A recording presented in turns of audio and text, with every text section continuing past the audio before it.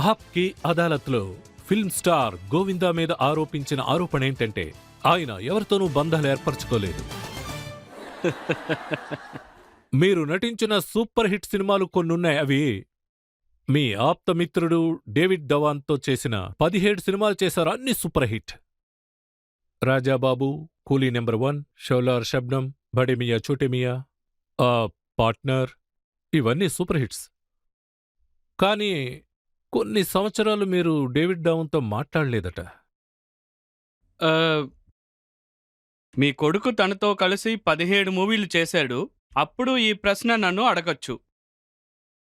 నిజం చెప్తున్నా, ఏ కొడుకు తన తండ్రితో అన్ని మూవీస్ చేయడు.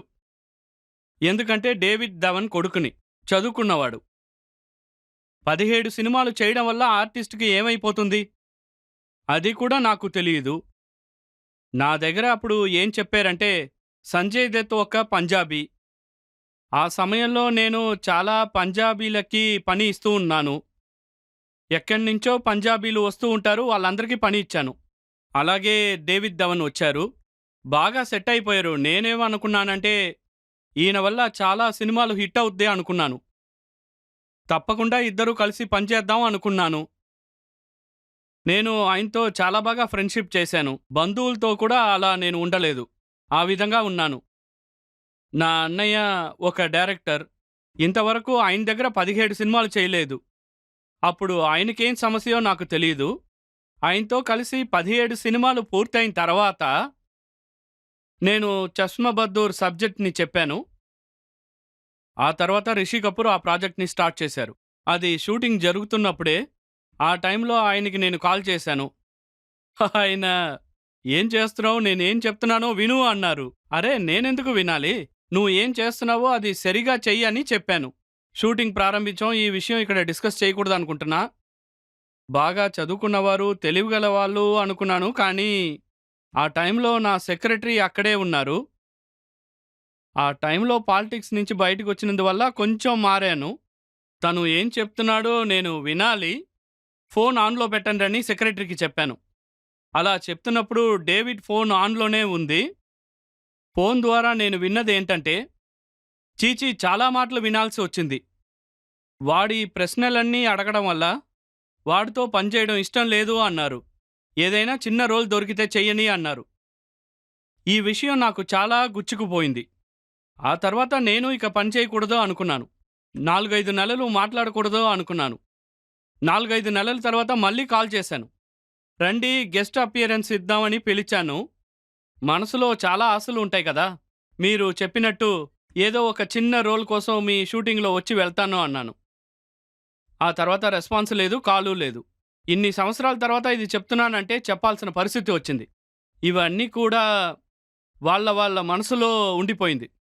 నా తలుపు ఎప్పుడూ ఎవరికోసమైనా మూసేనా? నేనే ఎలా గోవింద్ అవుతాను? అయితే గోవిందా, మీరు ఖాదర్ ఖాన్తో కూడా ఎన్నో సినిమాలు చేశారు కదా. 41 సినిమాలు మీరు ఆయనతో కలిసి వర్క్ చేశారు. రైటర్గా ఆయన చేసిన సినిమాలు ఎప్పుడూ సూపర్ హిట్టే. ఆయన జితేందర్ సార్, అమితాబ్ బచ్చన్ సార్తో పనిచేశారు.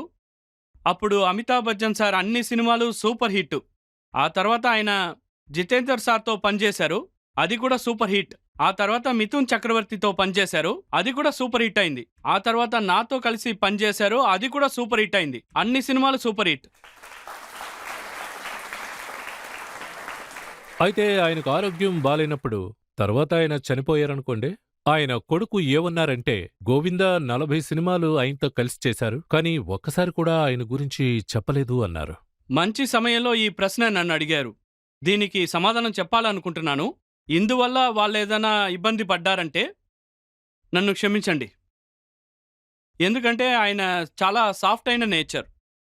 ఒకవేళ ఆయనకి ఏదైనా చిన్న విషయం చెప్పినా కూడా చాలా అఫెక్ట్ అవుతారు. ఒకరోజు ఆయన ఒక రిలీజియస్ పుస్తకాన్ని రాస్తూ ఉన్నారు. అప్పుడు ఆయనతో ఏం అడిగానంటే, మీరు రాస్తున్న ఈ పుస్తకాన్ని పెన్నుతో రాయకూడదు అన్న కండిషన్ ఉందని ఆయనతో చెప్పాను. ఒకవేళ తెగించి అలా చేస్తే ఇది మీకు మంచిది కాదు అన్నాను. మీ ఆరోగ్యానికి మంచిది కాదు అన్నాను.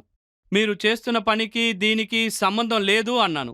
నా నోట్లో అలా వచ్చేసింది, నేనేం చేయను. కానీ ఆయనంటే నాకు ఇష్టం.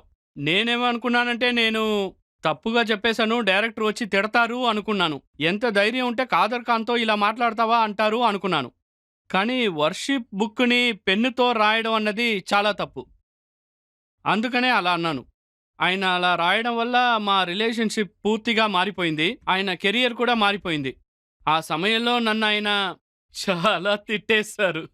అప్పుడు ఆయన చాలా తిట్టేశారు. ఆ సమయంలో నేను ఆయన నా గురువు అవ్వడం వల్ల ఆయన తిట్లన్నీ నేను సైలెంట్‌గా భరిస్తూ ఉన్నాను. ఆయన్ని ఎదిరించి ఎప్పుడు మాట్లాడలేదు. ఇప్పటివరకు మాట్లాడలేదు. ఒక 3 సార్లు ట్రై చేశాను. నాకు నచ్చిన వాళ్ళతో ఎప్పుడూ పగతో ఉండడం నాకు అలవాటు లేదు.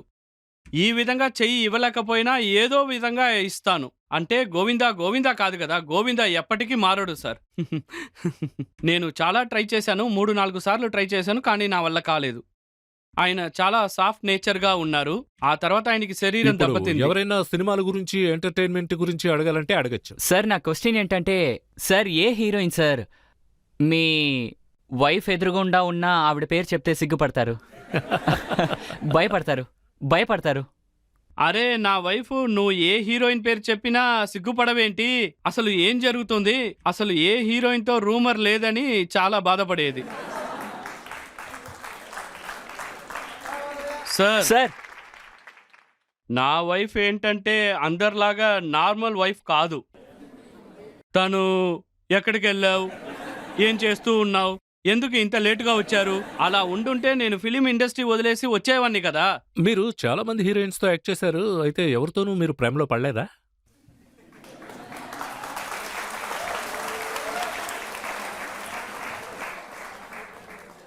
ఇవన్నీ నేను పబ్లిక్‌గా చెప్పలేను. సునీత చూస్తూ ఉంటుంది. ఆహ్, దీనికి నా దగ్గర సమాధానం లేదు సార్. ఇలా చూడండి, ఖచ్చితంగా ఏదో ఉంటుందని అనుకుంటున్నాను. కరిష్మా కపూర్ మీతో 10 సినిమాలు చేశారు. తర్వాత హిందీ కూడా బాగా మాట్లాడుతున్నారు. దీనికి క్రెడిట్స్ ఈ టీవీ షోలో నేను తీసుకోలేను. కొన్ని సమయాల్లో కరిష్మాతో నేను పనిచేస్తున్నప్పుడు అంటే ఆవిడే చెప్పింది ఒక టీవీ షోలో ఏంటంటే ఇలాగే ఒక టీవీ షోలో తను చెప్పింది. అంటే గోవింద మా నాన్నలాగా తను ఎక్కువ ప్రేమ చూపిస్తారు అన్నారు. అప్పుడు నేనేమనుకున్నానంటే హలో మన ఇద్దరు హీరో హీరోయిన్ అర్థమైందా? నేనేమనుకున్నానంటే నేనేమి నీ తండ్రిని కానమ్మా.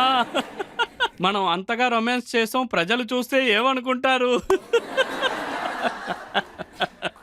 సో తను చాలా మంచిది, ఒక తెలివిగల అమ్మాయి కూడా.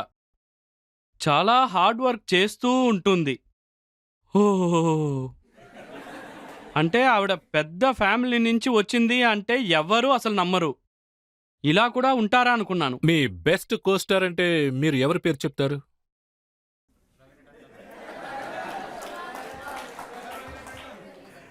కోస్టారస్‌ని హీరోయిన్ అని చెప్పాలంటే ఆవిడతో సినిమా చేయలేదు. ఆవిడ్ని నచ్చుతుంది.